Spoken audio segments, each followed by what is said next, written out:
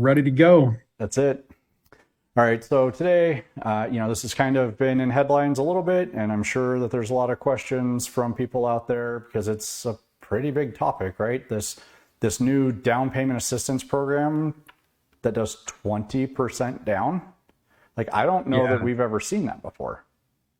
Yeah, there's been a few variants, but not really like they're more local. So Mhm. cities sometimes will promote things like this, but this is really covering the entire state of California. And so it's open to just about everybody. And one of the biggest differences between this one and some that were promoted in the past from various cities Mhm. is that it's not just for low to moderate income. They have a higher minimum income, or I'm sorry, a higher maximum income standard than most of the programs. So it opens the door for a lot more people to take advantage of a program like this. Okay, cool. So that's good. A lot of the programs before, like you said, they were capped on their income limit that they were allowed to make in order to qualify for the program. What is the cap on this? So it's per county. It's going to vary county by county. In fact, what I'll do is I'll pull it up real quick and I will read off to you a couple of samples because I think some of these samples might be shocking as to how high you can go. Let me pull Okay. this up real fast and I will tell you a couple of them. So let's look at income limits.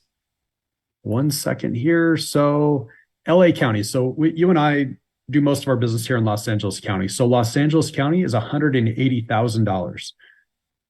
Dang. So $180,000 household income, and you can still qualify for 20% down. Is there a head count limit on that, or how is that based? No, so there used to be. So this program is based off of Cal HFA. Hmm. So Cal HAFA, a lot of us in the industry are kind of familiar with that. It's a very popular down payment assistance program. And way back when, when I first started in the business, I remember they would have like 1 to 3 would have a certain income limit, and then it was 3 to 5 Yep. or 4 to 5 or 4 to 6 or something like that. They would split it up into like how many people were in your household. Now it's just this is the income limit. So you could have 10 people in your house. You could have one person in your house. So you could have a single person making up to $180,000 in Los Angeles County, and they qualify, assuming everything else kind of fits, but they're going to qualify for down payment assistance of up to 20% of the sales price or the appraised value, whichever is less. That's awesome. That's okay. So now, what kind of rules are there with like payback? Is it like a sliding scale? Does it expire? Does it have interest? Yeah, so there is zero interest, there is zero monthly payment that's due, Okay. but they're going to get paid. So basically it's called a shared appreciation platform. Mhm. And what happens is there's two ways. You get a break if you are 80% or less of the area median income. You're going to pay back a slightly different amount of money than somebody who's exceeding that 80% of area median income. So area median income for like our backyard is like 78,000 and some change, like 78,350. Okay. Anybody that's over that's going to pay back 20% on their future appreciation. So here's where it gets a little bit confusing. Let's say, just for simple numbers, that you Mhm. bought a home for $500,000. Okay. So 20% is 100 grand that you're going to get on this program. And let's say that you sell it 5 years later, but the home now is worth another 100,000. So it's worth 600. You bought it at 5, it's worth 6, got the initial 100, right? Yep. So you're always going to pay back that initial 100 that you got. So in this case, 20%. Yep. But you're also going to share. So the program is going to share in 20% of that appreciation on that additional 100. So because the property went from 500 to 600 when you sold or refinanced the home down the road, then you're going to have that 20% of that extra 100 that you're going to pay back. So in this case, $20,000. So your total repayment now, if that home is worth 6, would be $120,000. But it got you in the door. And look, you wouldn't have got access to that appreciation anyways. You probably would still be in timeout paying rent the whole time. So it's kind of a win-win. Yeah. There is one other thing that you kind of want to make mention of is that there is a cap on how much that appreciation can actually be. Okay. It's 2.5 times whatever the first loan was. So that 20%, let's assume for simple numbers, was 100 grand. Hmm. The max in the shared appreciation would be $250,000. That's the most that the program will ever take back, in addition to the 100 that they gave you. So a total of 350. Okay. not to get you super confused, but let's just say bought a house at 500 grand. Yep. It's worth $2 million. We're talking like 20 years down the road now. This place is worth $2 million. And you're like, I made a huge mistake. I probably shouldn't use this program. There's like going to be a limit on how much they're going to capture on that appreciation, that shared appreciation down the road. That's good. So you would pay back the 350, but meanwhile you made 1.5 million. So you're really going to be absolutely 115. Like, and it was free money at the time. You didn't have to save it up, which who knows how long. I mean, it takes people a long time to save up 20% of their mortgage. Yep. Okay, so now that scenario that you just gave, it's the original loan plus 20% of the growth. Is that for people who make more than the 80% or less than? Yeah. Okay. Yeah. So as long as they qualify for the program, but maybe they exceed the 80% of the area median income, then they would pay back 20. But if you happen to be low to moderate income, so you're making 80% or less of the area median income, then you're going to pay back 15%. So you still get access to 20% for the down payment. Yeah. But you're only going to pay back a 15% recapture. Okay, so it's a 5% savings if you're under the 80% of the area income. Correct. Okay. And here's something interesting is if you kind of dive into the guidelines on it, there are there are FICO score limitations to the program. Okay. So you have a debt ratio that can be exceeded. So you can go all the way up to 50% debt to income if you have a 700 or greater on the credit score. But if you're a little bit low, let's say you're at 680, so somewhere between 680 and 700, your debt to income has to be right around 45%. Which is pretty normal for normal loan programs anyway, right? Yeah, exactly. For a long time, down payment assistance were capped at 45. They just didn't really want you to go over 45. There are some new ones that allow you to, with some of them actually don't have any kind of restriction on it. This particular one still being CalHFA, 50% is the cap. If you're 700 or greater, if you fall 680 to 700, then you're going to be at that's that 45% debt to income ratio. Yeah. But here's the thing, if you're 80% or less of the area median income, you can get in the program with the 660 credit score. Dude, that's awesome. Yeah, they kind of follow a program called Home Ready from Fannie Mae. So they use some of those similar guidelines where you get reduced mortgage insurance. If you needed mortgage insurance, you get a little bit more generous FICO levels. So 660 being able to participate in a program like that, it's pretty cool. And again, that's only for certain people. If you fall below that area median income, if you go above it, you're going to be kind of out of luck on that. Okay, so that's really awesome, and I think that'll help a lot of people in our area for sure. So now the program, is it a more expensive loan? Like, if you're going with this down payment assistance program, is your interest rate going to be, the current rate, or is it going to be a little more expensive, kind of like what the rehab loans were? Yeah, so the down payment assistants are notorious for having much, much higher interest rates, market rates than, just going out and getting one with your own down payment. So this is a conventional loan, by the way, too. It's not a FHA based loan. It's conventional. That's awesome. Which is great, right? Because it opens the door for, a lot more in the way of condos. There's a lot of condos, especially local in our backyard. Only a couple of projects that work FHA, but there's a lot more that do work for conventional. So you could use this on, something like that.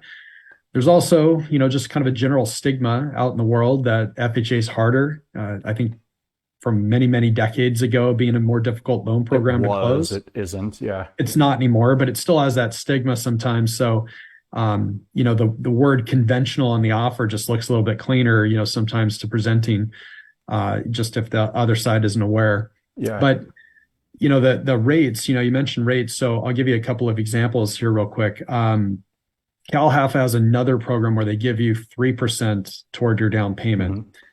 So they use a conventional loan. They have a 3% down payment assistance. That loan today was priced at 8.125%. Pretty high, right? Yeah, because we're at like definitely higher than market. 6.5 is normal right now.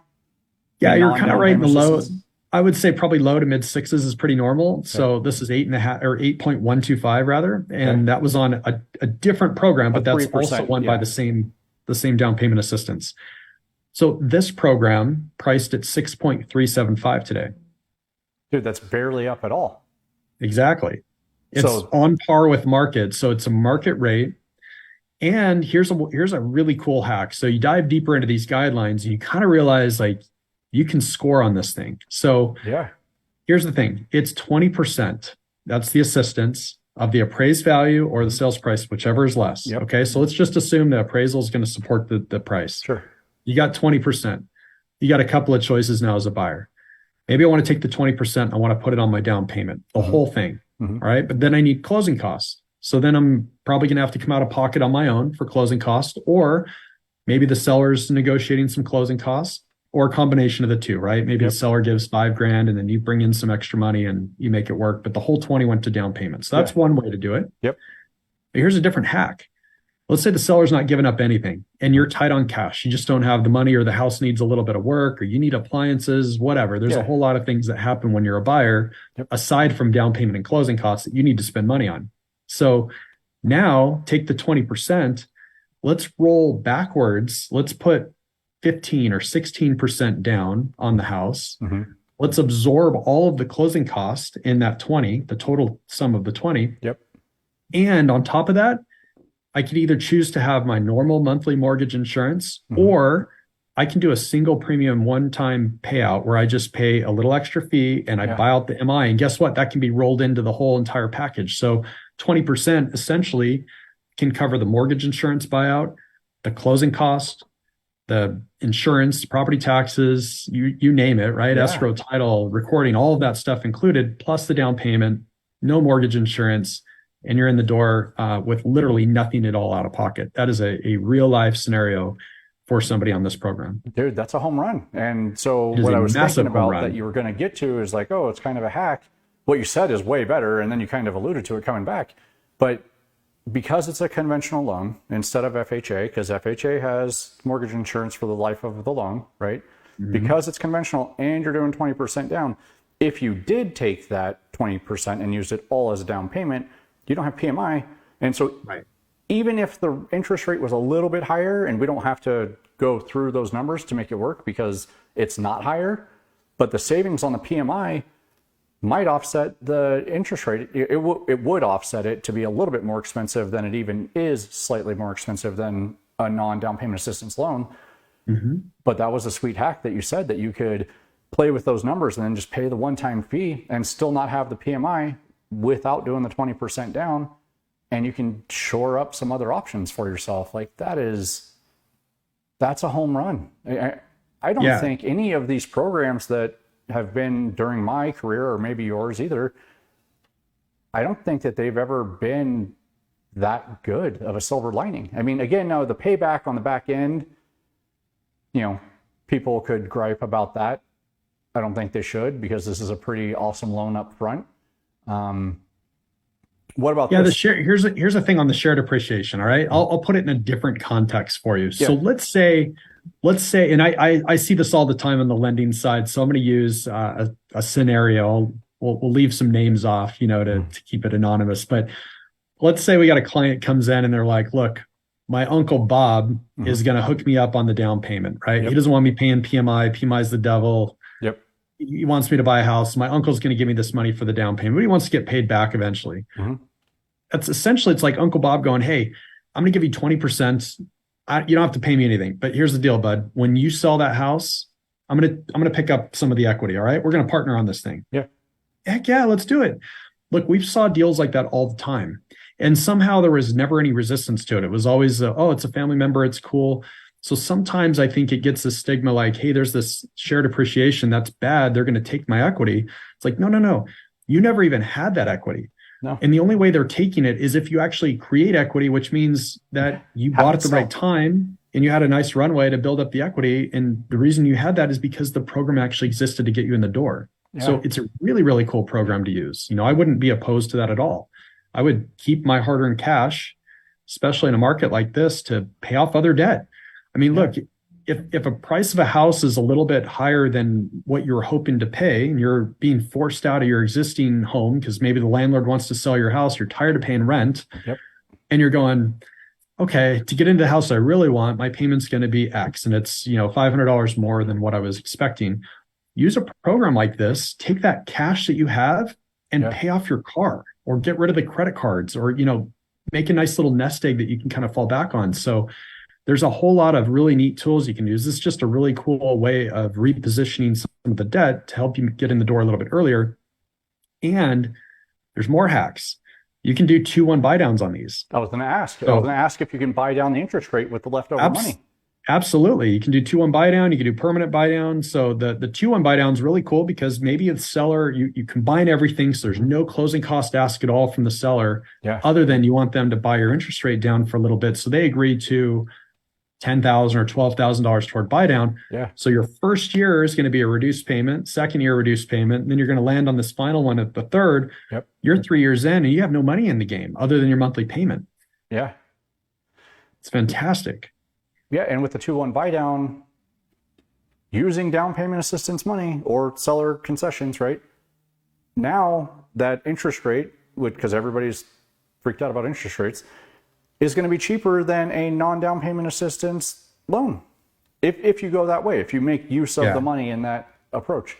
So you could So actually there's get your a- monthly payment to be significantly cheaper for the first 2 years and be $0 out of pocket. Yep. This program on its own already is going to make your payment a lot cheaper. I ran an example. I think it was a 450 purchase was like 29 and some change, Mhm. with nothing out of pocket. That's way less than market on that. And, we talked about that the interest rate today was 6.375. That's what the rate was posted as today, Yeah. right?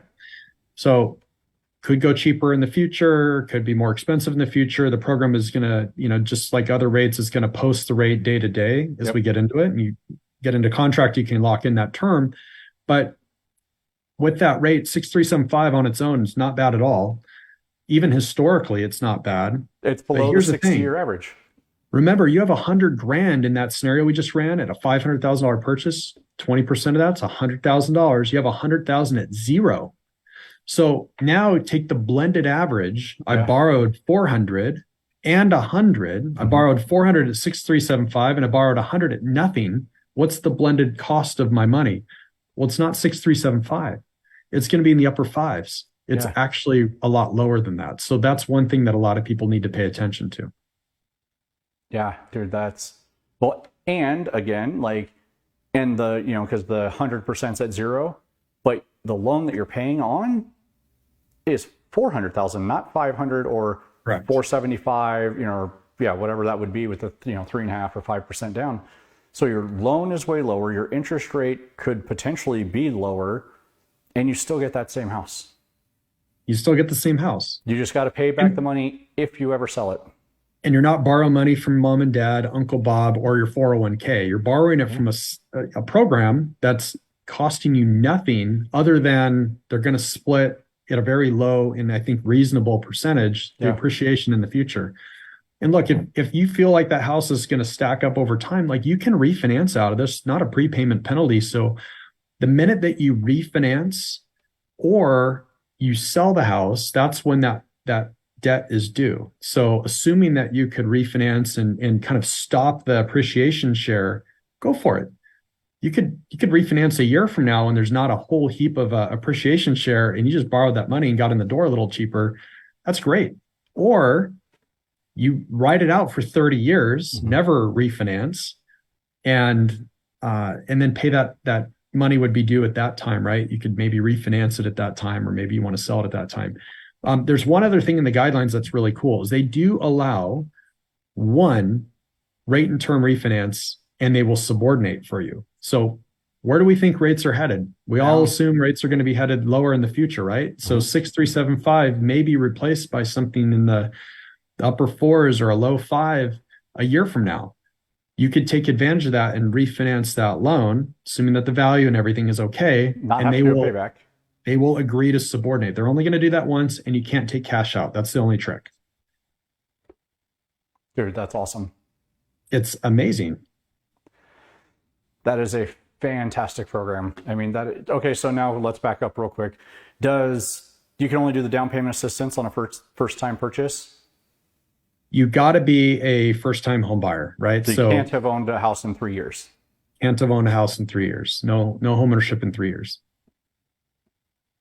Got to be in California. Yeah. It's a California program. Dude, that's an amazing program. But here's the one thing that everybody should be aware of. Mhm. The clock is sort of ticking on this. This is a nationwide program, Mhm. and there's $300 million allocated to the program for support. So once it's gone, it's gone. Once it's gone, it'll be up for ballot to renew, but depending on, if it gets reinstated or not, Mhm. we don't know. So we're going to assume that the 300 million is a one-time thing. Yeah. Maybe it gets thrown back in, they refund it. But as of right now, $300 million is what's being allocated to the program. That 300 million as a nationwide thing, that'll get snapped up pretty quick. As a California thing. Yeah, just state of California. Yeah, sorry, a state thing. That'll still get snapped up quick. Well, sure, because check this out. I was going to bring this up. So we talked about LA County with income, right? $180,000. Mhm. Let's say that you were buying in San Francisco. We know San Francisco is not cheap. So San Francisco is a little pricier. Santa Clara is an example, a little pricier. How much do you think the income limit would be on that? Just throw a guess out. 330. It's $300,000. So you can make 300 grand a year and qualify for down payment assistance in Santa Clara on $1 million house. Okay, so is $1 million an average up there? It's just they use it's like 120% of the area median income is that's how they come up with those numbers. Okay.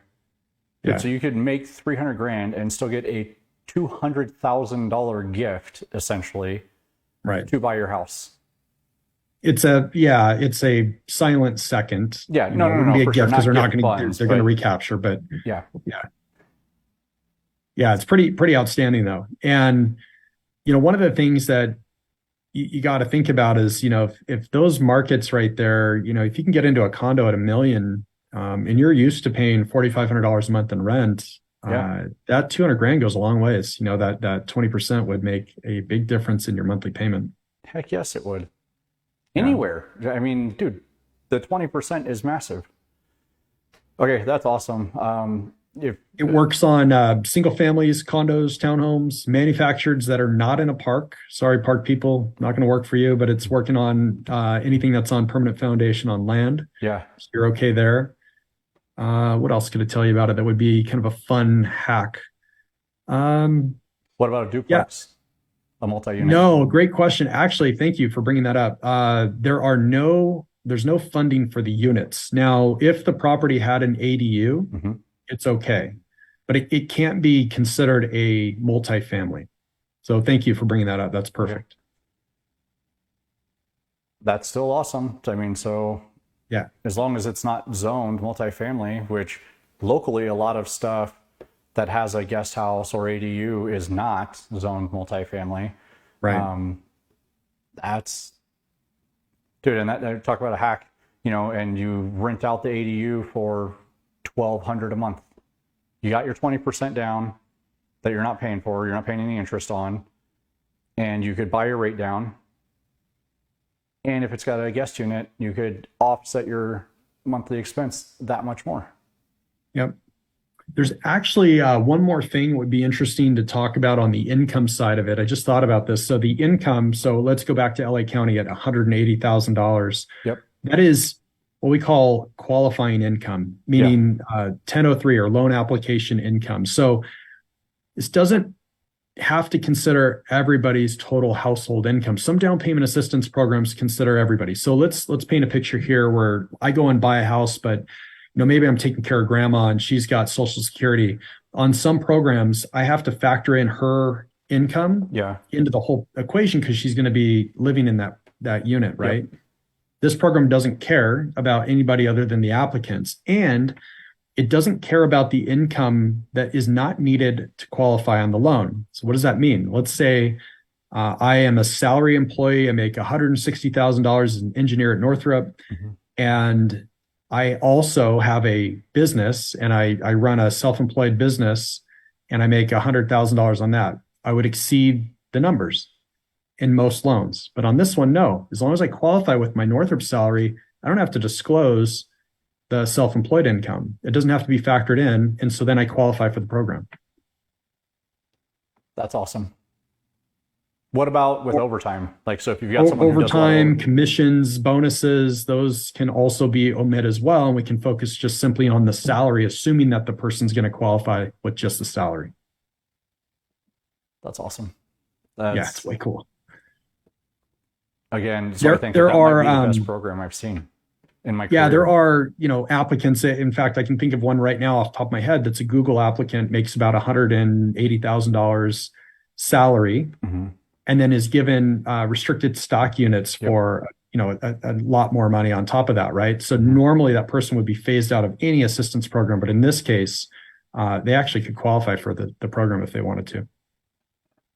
That's, again, like, that's got to be the best program I've seen in my career. Because a lot of them, like even the one I used when I first bought my first property, it wasn't interest free. It was a really small interest, but yeah, you had to pay it back. Yeah. Well, and it was like a $8,000 silent second. And I think I paid like 10 grand back, like 10 years later or something. Yeah. But that was a small number, but from 8 to 10 was a huge jump because it was accruing interest. I wasn't paying it, but it was receiving it. But with what we're talking about, it's, $100,000 interest free on an average house here. Like, that's amazing. So, in that example, I start thinking about the benefits of delayed repayment on that because there is no interest, right? There's no payment, there's no interest. So if I'm borrowing that and I am a little worried about the shared appreciation, I should actually take a deeper dive into going, well, what if I don't pay that for 25 years? What if I get into the house that I really, really want? I keep all the capital that I have to knock out other debts and make my payment, my life a little bit more comfortable. Yeah. Utilize a program like this, get in the door on the house that I really want, that I'm going to stay in for 20, 25 years. And if I do, paying back that 100K in 20, 25 years with zero interest accrued on it is cheap. What was life like 20, 25 years ago? It was a lot cheaper, right? So we can borrow the money today and repay it later. That's a home run. Dude, inflation was 7% is what they were saying over the last year. So you're getting a 7% year over year discount on that money, essentially, if it stayed at that 7%, right? Even if it was 3%. Like, that's a massive discount. And again, like, you don't have to repay, and you only have to repay it if you sell or refinance more than once, because you can refinance the one time with the pre-subordination. But if you sell or refinance more than once, that's when you have to pay it. If you don't sell it. Let's say that you qualified for the program, but you really wanted to have 20% of your own money into the picture. And you're like, well, I got the savings. Would it be a good idea to do? I don't know. I think it might actually be worth considering because, again, zero. And let's say that you had the 100 grand and you didn't want the program, but you still get a pretty good interest rate on the program. Yeah. Take the 100 grand that you have and stick it into a savings account that's earning 4% interest right now. Like, you're winning, right? Yeah. You only got to do that so many times to accrue enough to wipe out, the shared appreciation part of it. How about this? What if there's no stipulations that you can't take your own existing 20%, buy this house as your primary, close it, take that 20% and go buy an investment property? Correct. Yep. You can absolutely do that. Or now we're just brainstorming, right? Or you got your own 20% and you use the program and now you have 40% down. Yeah. It doesn't say you can't put your own money down. You want to put money into it, go for it. You can now use your money on top of this to really drive that cost down and get your payment to be nice and comfortable. A program like this is really, really beneficial for the meat of the market, which would be homes from 300, I would say, to about 550. Like, that's the sweet spot. That's where everybody needs something like this to make things cheaper for them. Yeah. And, when you know that something like this exists, it's definitely going to breathe a lot of life into that market, which already has tight inventory. So guess what, sellers? It's going to be a good selling season for you. Yeah. Okay. So one more what if situation. So what if you take the money, you buy the house, right? And you go and you do put some of your own down. So we got to do that, right? So you take your 20 and their 20, you put it down, right? And then in a year or two, rates come down and you want to refinance, but rates only come down because the Fed has brought them down because the market has started to decline. You refinance, you get the lower rate, you only have to pay back in this example, the $100,000, right? Correct. Yeah. If there's no appreciation, there's no shared equity so because there was a loss. yeah, but you were exactly. able to So that refinance brings up a because good you put point. down. There was a lot of questions I had this week about that. And so one of them was, well, what happens if the value falls backwards? And, you know, do I have to pay back less? The answer is no. You took out, in this example, bought a house at 5, 20% is $100,000. You're still going to owe that 100. Okay. So that it's not going to change that. You just don't have any appreciation to share. So, I mean, assuming that you had the capital or the means to do a refinance, you could. Yeah. Or if you wanted, if you were in a pinch and you had to sell and you were able to make it up, you're still going to owe that 100 though. That's the only thing. So what? But remember, your payoff is already down by 100. So you've already built that in. So you just have to kind of maintain and plus your payments that you've made along the way. So, you know, there's a little bit of a safety net in there. There is some risk, obviously, but that would pretty make good it safety legit net in free there. money. If it's zero interest and you didn't gain and you refinanced at the right time because rates came down, and rates came down because the market slowed down, right? You only pay back the 100 that you paid no interest on. Yep. Yeah, I there's another question that came up, which was, what if we do a lot of improvement on the house?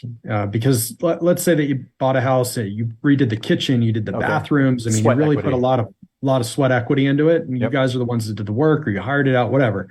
Now the house is worth quite a bit more. Guess what? You have a silent partner in that. So that 20% on that total appreciation, part of that money is going to go over to the program. So you want to consider that as you're doing some improvements. Obviously, do it for yourself, do it to bring value to the house. You're going to get some upside anyways. But you can't subtract that against the appreciation gain, right? So if it went up $100,000, you can't say, well, 40 of that's because I did the kitchen. It went up 100, they're going to want 20,000 of that, 20% in this case. But what you can do is with taxes, a lot of repairs that you do in the first year of home ownership, you can write a lot of that off. Yeah, for sure. I mean, there definitely could be, you know, a little bit of an umbrella there, you know, from a tax perspective. Absolutely. So if you put 15% of the 20% down and you took the other 5%, used it to do repairs, and then you get a tax write-off on the repairs that you did with their money. Yeah, that's cool. Yeah, I mean, there's so many different ways to kind of dice it up, and it's because they're not saying, hey, this 20% can only go to down payment. It specifically says we can do basically anything except pay off your debt. So you can use it for down payment, closing costs, buy a rate down, pay out the MI, all of that stuff, and that gives a whole lot of opportunity for somebody. We were looking earlier this week at a couple that were putting, I think they were doing like $150K down or something on their house. Okay. And they had plans they originally were looking for a home with a guest house. And I said, use this program and take that money you have and put your guest house on the house that you're looking for. You just opened up the search a lot wider, you know, because now you can look at homes that don't have the guest house, but have the opportunity for one. Yeah. Use this program, take your capital, and then build what you actually want after you buy it. Which is almost any house now because of the restrictions. Yeah, because they've lifted a lot of the red tape. So you combine a program and opportunity like that, assuming somebody had the money. Now, that guest house in this case was going to go to a family member to live in, but if it wasn't, it was going to be for rent. You just created a cash flow opportunity to further drive down your payments. So, you know, lots and lots of opportunity. I think that's where it's really fun to look at a program like that. I mean, my mind was going wild with all the things you could do. I mean, you're doing the same thing. You're like, well, what about this? What about that? Yeah. That's what we want people to start to get curious about is, oh, that program not only, you know, I think they initially see it helps me with my down payment. No. It gives you opportunities that you never had before. It gives you a whole lot of options. For sure. That's awesome. All right. Well, we should probably wrap it up. If you guys have any questions, let us know, reach out. Then we will be happy to answer them for you.